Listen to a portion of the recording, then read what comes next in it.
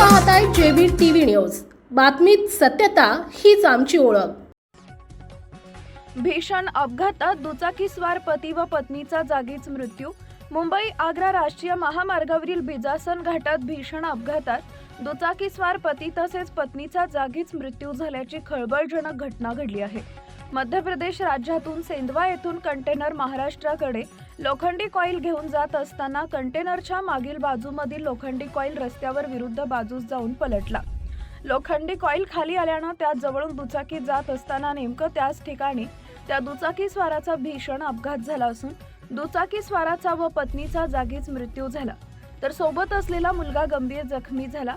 या दिवशी नंतर परिसरातील नागरिकांनी देखील मोठी गर्दी केली होती। घटनेनंतर बिजासन घाटात मोठ्या प्रमाणावर वाहतूक कोंडी निर्माण झाली होती। सदर अपघाताच्या घटनास्थळी पोलीस प्रशासन दाखल होत वाहतूक सुरळीत करत जखमींना रुग्णालयात दाखल करण्यात आले आहे। यावेळी झालेल्या भीषण अपघातात मयत दाम्पत्य हे शिरपूर तालुक्यातील असल्याचं सांगितलं जात आहे।